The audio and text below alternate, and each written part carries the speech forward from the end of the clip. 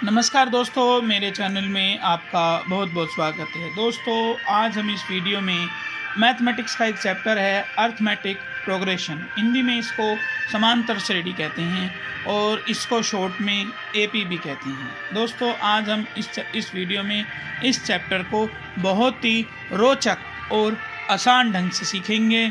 इसको मैं दोस्तों एकदम शुरू से आपको सिखाऊंगा और शुरू से मुश्किल करते हुए एग्ज़ाम में आने वाले क्वेश्चन तक आपको ले जाऊंगा। दोस्तों, यदि आप इस चैप्टर को ध्यान से सीखना चाहते हैं तो मेरी इस वीडियो को ध्यान से देखें और अंत तक ज़रूर देखें। दोस्तों, इस चैप्टर को शुरू करने से पहले मैं आपसे एक बात और कहना चाहता हूं। दोस्तों, यदि आपको इस चैप्टर की अच्छी नॉलेज है तो आप रेल की पटरी बनने के लिए कितनी लकड़ी, लोहे या और मटेरियल की ज़रूरत पड़ती है, इसका आप अनुमान बहुत ही बेहतर और सटीक ढंग से लगा पाएंगे।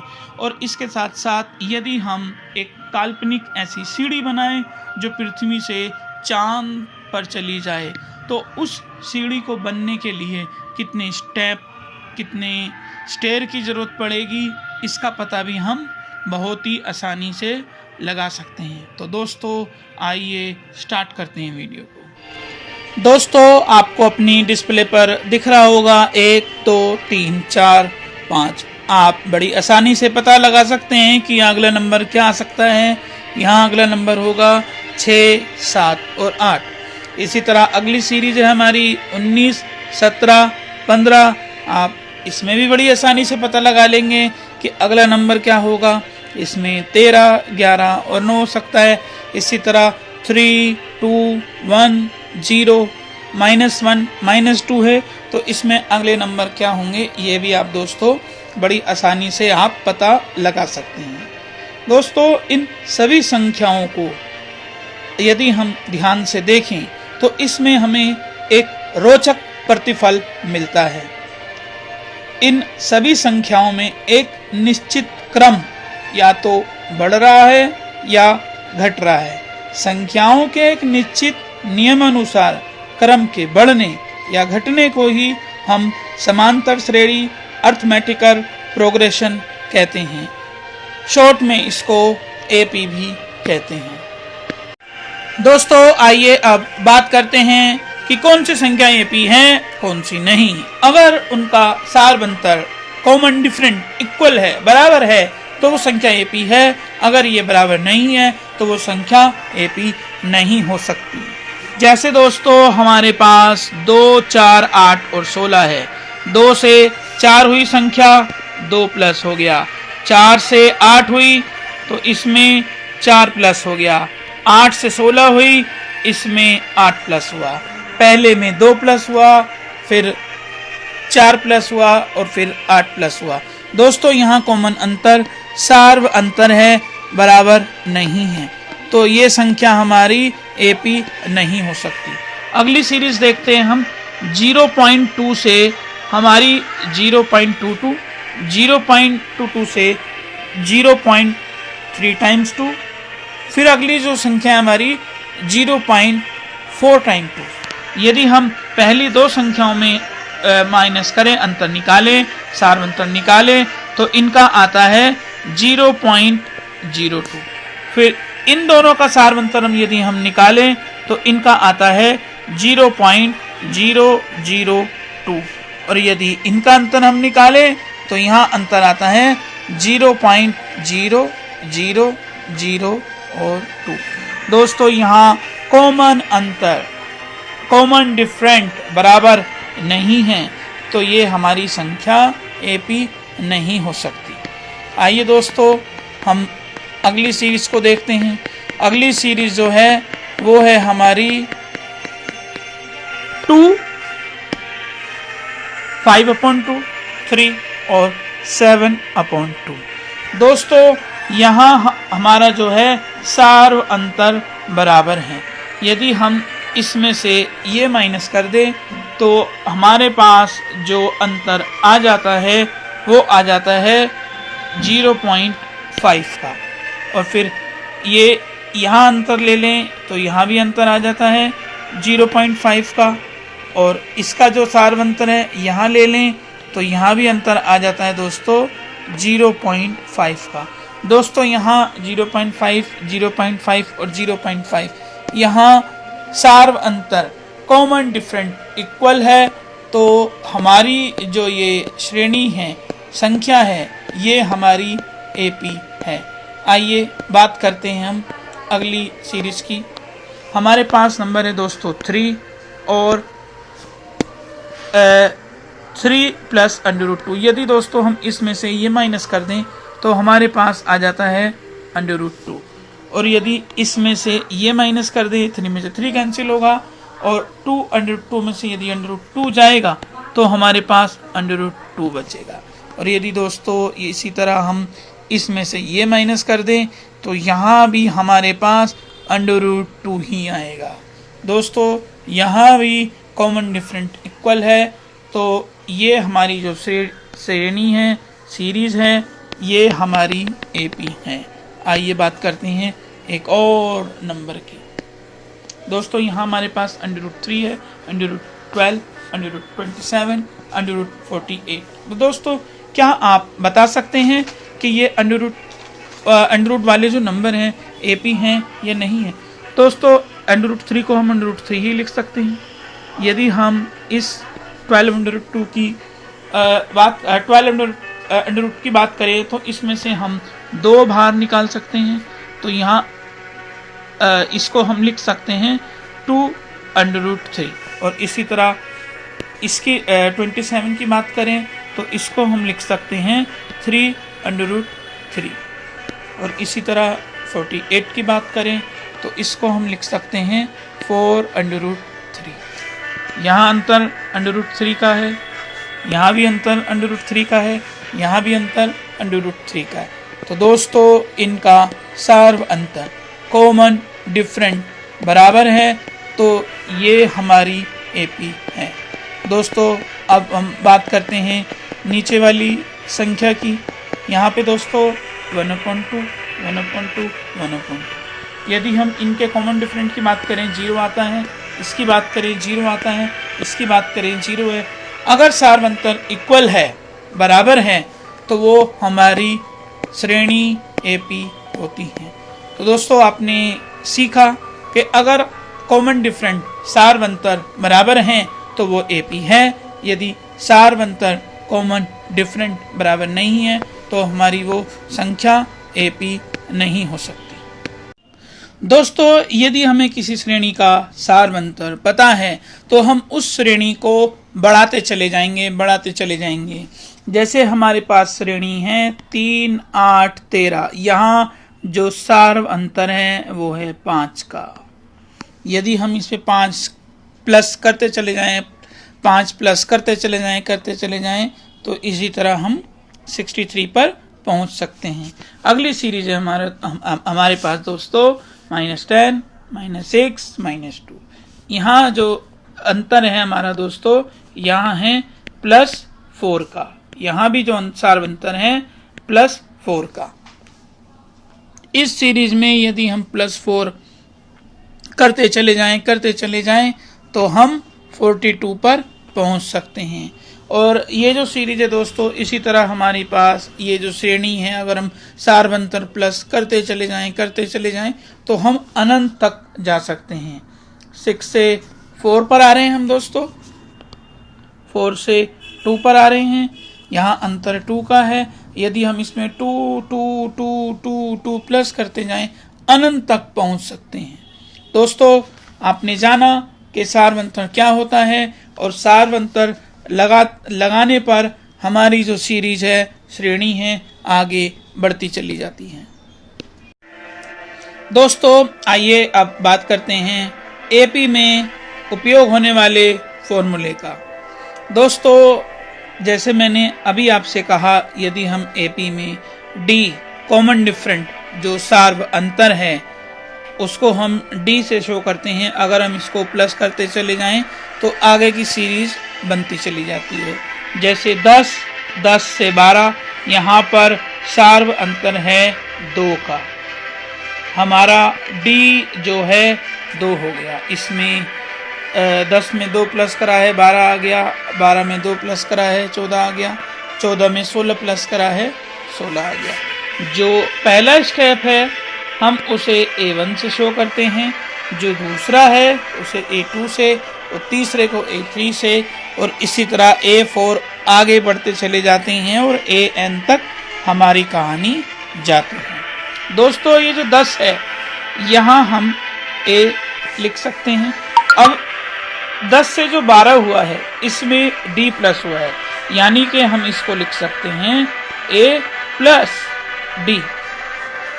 अब ये जो A3 आया है इसमें हमारा 1 और 2 बार D प्लस हुआ है, इसका मतलब है इसको हम A प्लस 2D कह सकते हैं। और इसी तरह A4 को हम A प्लस 3D कह सकते हैं।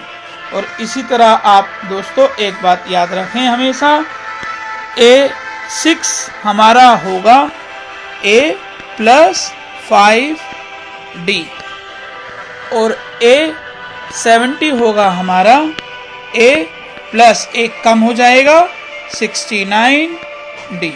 दोस्तों इस चीज़ को आपको याद रखना है। दोस्तों आइए बात करते हैं अब AP में उपयोग होने वाले सबसे महत्वपूर्ण फार्मूले की। AP का सबसे जो महत्वपूर्ण फार्मूला है वो है AN is equal to A plus bracket के अंदर N-1 और ब्रैकेट के बाहर है D। दोस्तों इसको मैं आपको फार्मूले के हेल्प से सिखाऊंगा कि AN क्या है, A क्या है, N क्या है और D क्या है। दोस्तों जो सबसे पहले नंबर पे नंबर लिखा हुआ है इसको हम A कहते हैं, इसका मतलब हो गया A इजिकल टू 10। और यहाँ पर जो अंतर है 2 का है, तो जो कॉमन डिफरेंट है वो हमारा आ गया 2। कई बार ये D माइनस में भी होता है, इसका हमें ध्यान रखना है। बात अब करते हैं N की। यहाँ पर 10, 12, 14, 16, 18 और 20, 1, 2, 3, 4, 5 और 6 बार नंबर को उपयोग किया गया है। इट मीन्स N जो हो गया हमारा 6। अब बात करते हैं AN की। जो सबसे लास्ट में नंबर लिखा हुआ है इसको हम AN कहते हैं, यानी कि AN हो गया 20। कुछ स्टूडेंट्स को N और AN में कंफ्यूजन हो जाता है। जो सबसे लास्ट में स्टेप है हमारा जो पद है उसको हम AN कहते हैं, और जितने इसमें नंबर हैं उसको हम N कहते हैं। N को पहचानने का तरीका ये है, हिंदी में इसमें वा लिखा होता है और इंग्लिश में TH। तो जहाँ वा और TH है वो N है, और जो लास्ट में हमारा पद आया है वो हमारा AN है। दोस्तों आप AN is equal to A plus bracket के अंदर N-1 और D, इसमें A क्या है, N क्या है, D क्या है और AN क्या है समझ गए होंगे। आइए अब आगे बढ़ते हैं। दोस्तों आप AP की जो शुरुआत है, जो बिगिनिंग है, जो फाउंडेशन है वो अच्छी तरह आप सीख चुके हैं। आइए अब हम ऐसे क्वेश्चन करते हैं जो एग्ज़ाम में आते हैं। दोस्तों एक बार ऐसा क्वेश्चन दिया जाता है, उसमें AP लिखी होती है 10, 7, 4 और डैश डैश डैश, और इसमें आपसे कहा जाता है कि इसका 30वां पद ज्ञात कीजिए। Find the 30 term of the AP। दोस्तों इसमें जो पहला स्टेप है वो A है, A 10 हो गया।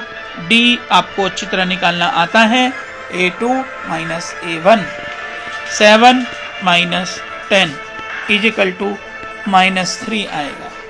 और यहाँ 30 पद कहे हैं उसने, यानी कि N हमारा हो गया 30, AN नहीं है, वही हमें निकालना है। आइए इसको हम फार्मूले के हेल्प से करते हैं। फार्मूला जो कहता है हमारा वो ये कहता है AN is equal to A plus bracket के अंदर N-1 और बाहर है D। इसमें AN है नहीं, इसको ऐसे ही छोड़ देंगे। A हमारे पास 10 है और N हमारे पास 30 है, -1 फार्मूले के अंदर है, और D हमारा है -3। यदि 30 में से 1 माइनस करें तो प्लस के 29 आ जाते हैं, -3 से इसको मल्टीप्लाई कर दें तो -83 आ जाता है। प्लस माइनस की कैलकुलेशन करें तो हमारे पास आता है -77। इट मीन्स हमारे पास an जो आया है -77। दोस्तों आपने देखा कि मैंने an आपको सिखाया। आइए अब और आगे बढ़ते हैं। आइए मैं इसको AP को आगे बढ़ाता हूँ। मैंने 1, 2, 3, 4 और 5 एक क्वेश्चन के 5 पार्ट लिए हैं और इसमें A, D, N और AN हमें निकालना है। पार्ट 1 में हमें AN निकालना है, पार्ट 2 में हमें D फाइंड करना है, पार्ट 3 में A निकालना है, पार्ट 4 में N निकालना है और पार्ट 5 में हमें AN निकालना है। आइए पहले मैं पहला पार्ट करता हूँ। पार्ट 1 में A की वैल्यू 7 है, D की वैल्यू 3 है, N की वैल्यू 8 है और हमारे पास AN नहीं है। दोस्तों हम इसको उसी फार्मूले से करेंगे जो मैंने अभी बताया है। AN = A प्लस ब्रैकेट के अंदर N-1 ब्रैकेट बंद और D। AN हमारे पास है नहीं, A हमारे पास 7 है प्लस N हमारे पास 8 है -1 और D हमारे पास 3 है। दोस्तों 7, 8 में से 1 माइनस कर देंगे 7 आ जाएगा और 7 को 3 से मल्टीप्लाई कर देंगे, हमारे पास आंसर आ जाएगा 21 और हमारा जो आंसर आया है 28। AN = 28। दोस्तों अब हम पार्ट 2 करते हैं। पार्ट 2 में A जो है हमारा -18 है, D हमारे पास है नहीं, N हमारे पास 10 है और AN हमारे पास 0 है। इसको मैं एक बार और दिखा दूं आपको। पार्ट 2 A 18 है, D हमारे पास है नहीं, N हमारे पास 10 है और AN हमारे पास 0 है। आइए इसको भी हम उसी फार्मूले से करते हैं। AN = A प्लस N-1 और ब्रैकेट के बाहर D। AN हमारे पास 0 है, A 18 है, N हमारे पास 10 है, -1 फार्मूले के अंदर है, D हमारे पास है नहीं। -18, 10 में से 1 माइनस हो जाएगा, आ जाएगा 9 को D से मल्टीप्लाई कर देंगे तो हमारे पास आंसर आ जाएगा 9D। 0 AN है। -18 को इधर ले आते हैं, +18 हो जाएगा और 9D। अगर हम D की वैल्यू निकालें तो 18 को 9 से डिवाइड कर दें, आंसर आ जाएगा 2। अब दोस्तों हम पार्ट 3 की बात करते हैं।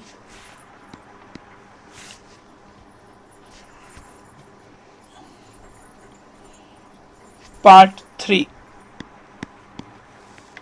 3 में A हमारे पास है नहीं, D हमारे पास -3 है, N हमारे पास 18 है और AN हमारे पास -5 है। दोस्तों इसको भी हम उसी फार्मूले से करेंगे। AN = A plus N-1 D। AN हमारे पास -5 है, A हमारे पास है नहीं, N हमारे पास 18 है, -1 फार्मूले के अंदर है और D हमारा -3 है। -5 इजिकल टू, अब 18 में से 1 माइनस कर देंगे, हमारे पास 17 आ जाएगा, +17 होगा, +17 को -3 से मल्टीप्लाई कर देंगे तो हमारे पास आ जाएगा -51। अब -5 -51 को हम इधर ले आएंगे तो हमारे पास +51 आ जाएगा इजिकल टू a, और दोस्तों a की वैल्यू आ जाएगी हमारे पास +51 -5, आंसर आ जाएगा 46। इसी तरह दोस्तों पार्ट 4 करते हैं हम।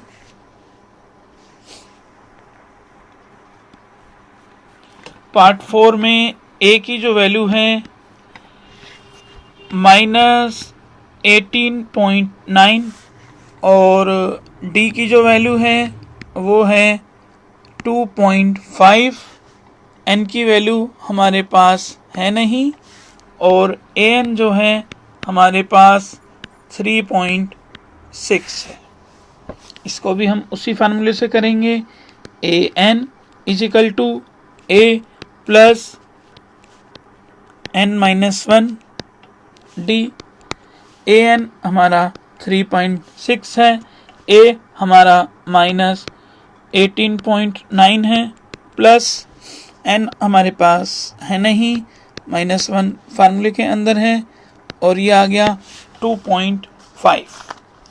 अब 3.6 लेंगे और -18.9, अब 2.5 को n से मल्टीप्लाई कर देंगे, पूरे ब्रैकेट से मल्टीप्लाई है 2.5 को n से मल्टीप्लाई कर देंगे तो 2.5 n आ जाएगा, 2.5 -1 से भी मल्टीप्लाई होगा तो ये आ जाएगा -2.5।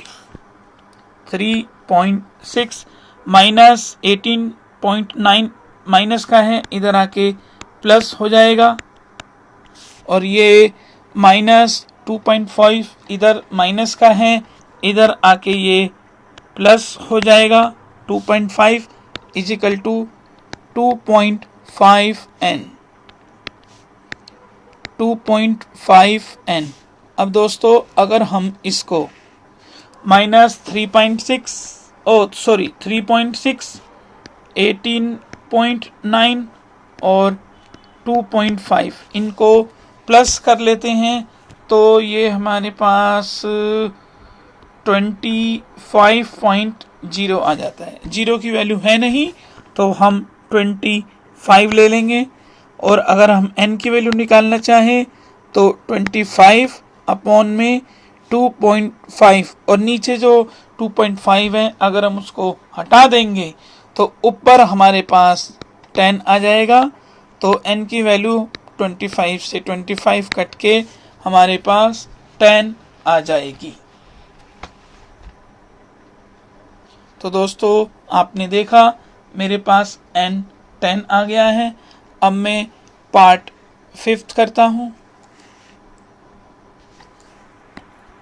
पार्ट 5 में a की वैल्यू हमारे पास 3.5 है, और जो d है वो हमारे पास 0 है, और n जो है वो हमारे पास 105 है, और an जो है हमारे पास नहीं है। दोस्तों इसी फार्मूले से करेंगे हम उसको, an is equal to a plus n-1 d।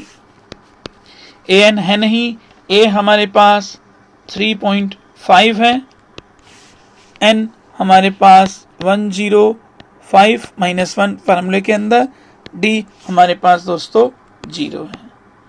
3.5 105 में से 1 माइनस कर देंगे 104, और 104 को 0 से मल्टीप्लाई कर देंगे तो दोस्तों हमारे पास 0 आ जाएगा, और 0 किसी भी नंबर में प्लस या माइनस करें तो वही नंबर आ जाता है।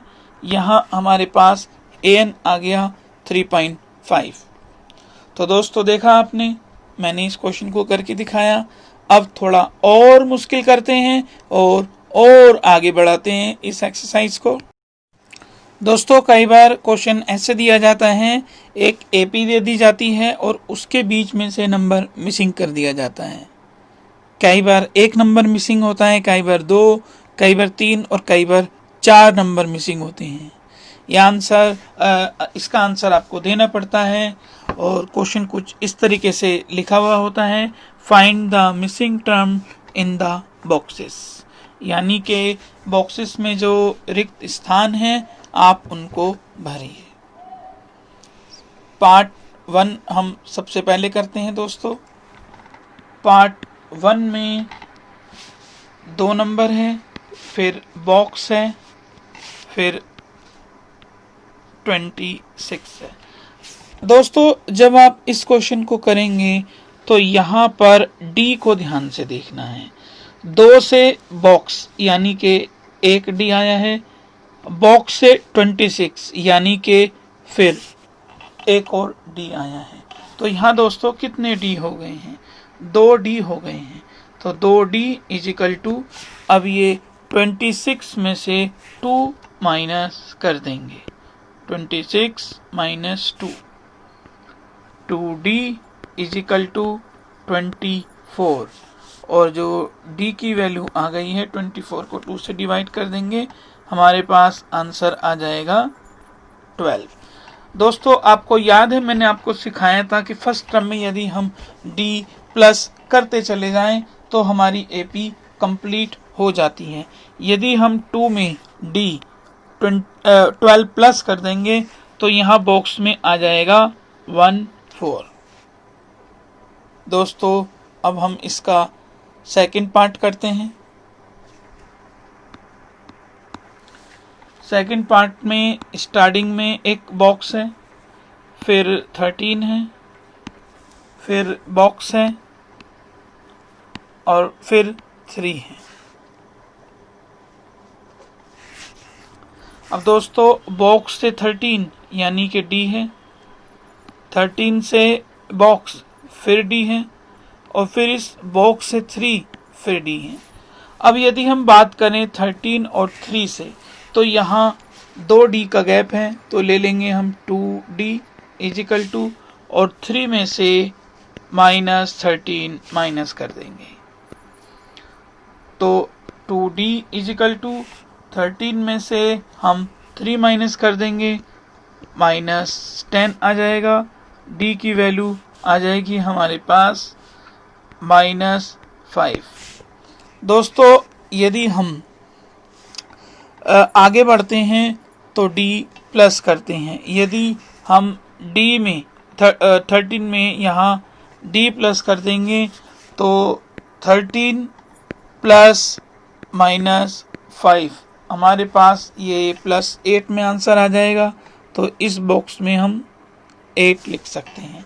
यदि हम 13 से पीछे चलें तो हमें d माइनस करना पड़ता है और d ऑलरेडी माइनस है, तो यहाँ पर आंसर ये जो 5 है प्लस हो जाएगा, और 13 में 5 प्लस यदि हम कर देंगे तो यहाँ 18 आ जाएगा।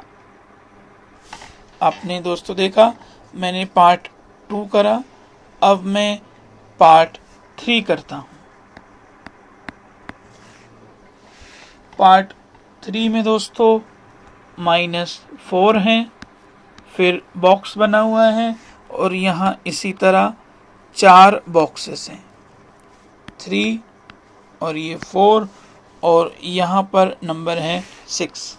अब दोस्तों 4 से बॉक्स की तरफ आए 1d, बॉक्स से बॉक्स की तरफ आए 2d, 3d, 4d, 5d, 1 2 3 4 और 5 यानी कि 5d इज इक्वल टू 6 में से -4 माइनस कर देंगे,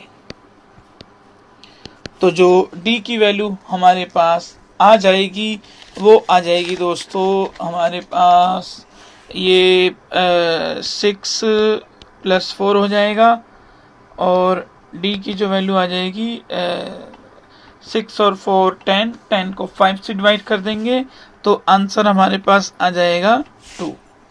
अब इस -4 में +2 कर देंगे तो हमारे पास जो आंसर है -2 आ जाएगा। अब इस -2 में 2 प्लस कर देंगे 0 आ जाएगा। अब इस 0 में d प्लस कर देंगे तो 2 आ जाएगा। 2 में d प्लस कर देंगे 4 आ जाएगा और 4 में 2 प्लस करके हमारे पास 6 आ ही रहा है दोस्तों। अब हम दोस्तों इसका पार्ट 4 करते हैं। पार्ट 4 में स्टार्टिंग में बॉक्स है 38 है, फिर बॉक्स है, फिर बॉक्स है और इसी तरह 3 बॉक्स हैं यहाँ और लास्ट में है 22। अब दोस्तों हम 38 और 22 यहाँ बॉक्स डी की बात करें तो 1D 2D 3D 4D। It means 4D हमारा इजिकल टू है -22 -38। तो 4D इजिकल टू यहाँ कितना आ जाएगा 0 3 5 और यहाँ हमारे पास दोस्तों आंसर आ जाएगा 60। और हम D की वैल्यू यहाँ निकाल दें तो 60 को 4 से डिवाइड कर देंगे हमारे पास आंसर आ जाएगा 15। यदि हम 38 में -15 प्लस करें तो 23 आता है। 23 में प्लस करें 15 तो हमारे पास 8 आता है। 8 में ये प्लस कर दें तो -7 आता है। तो दोस्तों देखा आपने, मैंने ये क्वेश्चन भी करा। आइए अब और क्वेश्चन करते हैं। दोस्तों आइए अब आगे बढ़ते हैं। एक क्वेश्चन कुछ इस तरीके से लिखा हुआ आता है, which term of the AP 3 15 27 39 dash dash dash will be 132 more than it's 54 term. It means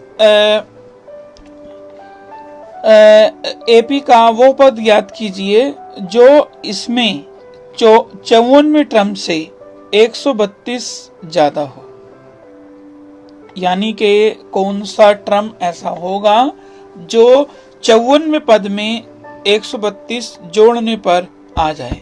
अगर कहीं आपको क्वेश्चन में AP दी हुई होती है तो आपको झट उस AP को अपनी आंसर शीट पे सबसे पहले लिखना है।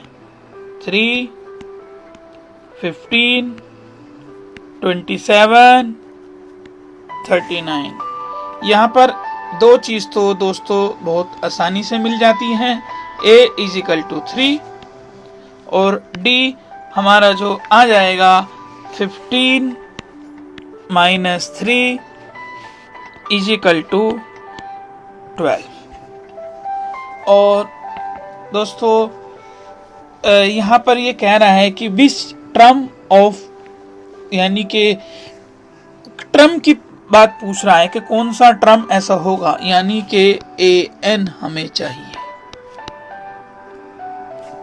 और AN कैसे चाहिए, इसने कहा है जो AN है वो है 54वें पद से, यानी कि A54 में 132 जोड़कर आ जाएगा। दोस्तों A54 को हम कैसे लिख सकते हैं, A प्लस 53D प्लस 132। दोस्तों A भी बताएं हमें, A की वैल्यू 3 है, 53, D की वैल्यू 12 है, प्लस 132 आ जाएगा इसमें।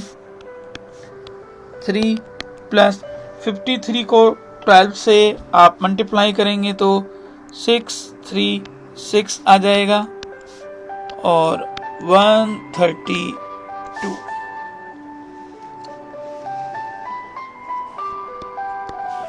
और दोस्तों यदि आप इन सबको प्लस कर देंगे तो 771 आ जाएगा। इट मीन्स जो आपका है AN इज इक्वल टू 771 है। यहाँ आप AN है, AN का फार्मूला लगा दीजिए, N आपको पता चल जाएगा। AN is equal to A plus bracket के अंदर N-1 D। AN दोस्तों पता है हमें 771, A की वैल्यू भी हमें पता है 3, N हमें निकालना है -1, D की वैल्यू भी पता है हमें 12, 771 इज इक्वल टू 3। 12 को N से मल्टीप्लाई कर देंगे 12N आ जाएगा, और -1 को भी 12 से मल्टीप्लाई करना है तो -12, 771, 3 प्लस का है इधर आके माइनस हो जाएगा, 12 माइनस का है इधर आके प्लस हो जाएगा, इज इक्वल टू 12N। अब दोस्तों 771 -3 प्लस 12 आप कर देंगे तो आपके पास आंसर आ जाएगा 780 is equal to 12N। 12N is equal to 780, N की वैल्यू निकाल लेंगे हम। 780 को हम 12 से मल्टीप्लाई कर देते हैं, और डिवाइड कर देते हैं, तो हमारे पास आंसर आ जाता है 65 टर्म, यानी कि वो 65वां पद है जो 54वें पद में 132 जोड़कर आ रहा है। दोस्तों उम्मीद है ये क्वेश्चन और आंसर आपको समझ में आया होगा। आइए और आगे बढ़ते हैं। आइए दोस्तों इसके अगले क्वेश्चन की तरफ बढ़ते हैं हम। क्वेश्चन कुछ इस तरीके से आपका लिखा हुआ आता है। Find the 31st term of an AP whose 11th term is 38 and 16th term is 73। यानी कि उस AP का 31वां पद ज्ञात कीजिए जिसका 11वां पद 38 है और 16वां पद 73 है। दोस्तों आइए इसको हम सॉल्व करते हैं। इसने कहा है 11 टर्म, यानी कि A11 हमारे पास होगा A प्लस 1D कम हो जाएगा 10D, और 16 टर्म जो होगा A16 होगा A प्लस 15D। अब 11 टर्म इसने कहा है 38, तो A plus 10D is equal to 38, और A16 है A plus 15D is equal to 73। ये इक्वेशन 1 है, ये इक्वेशन 2 है। दोस्तों यदि हम इक्वेशन 1 में से इक्वेशन 2 माइनस करें तो देखिए क्या आता है। ये माइनस और ये माइनस, ए कैंसिल हो जाएगा। -15 प्लस 10D आंसर -5D। 73 में से 38 माइनस कर देंगे तो माइनस के 35 आ जाएंगे, माइनस से माइनस कैंसिल, D की वैल्यू 35/5 इज इक्वल टू 7। दोस्तों हमारे पास D की वैल्यू आ गई है। अब हम इस D की वैल्यू इक्वेशन 1 या 2 किसी में भी रख देते हैं।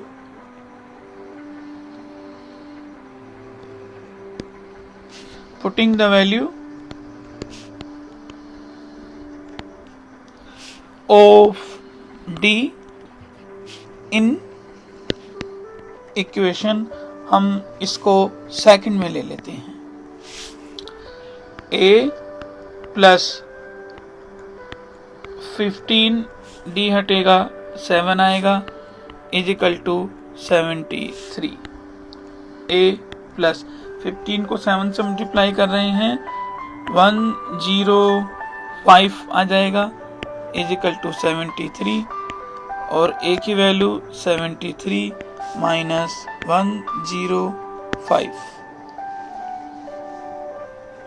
तो यहाँ ए की वैल्यू माइनस में आएगी 32।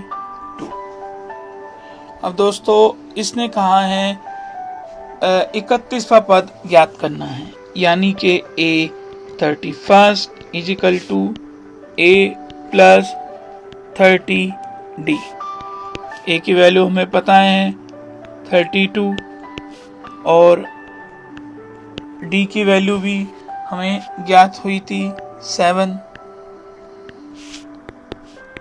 32 माइनस का और ये हमारे हो जाएंगे 210 और 210 में से कर देंगे तो माइनस हमारे पास आ जाएगा 178, यानी कि 31वां पद जो है 178 है। दोस्तों आपको उम्मीद है समझ में आया है।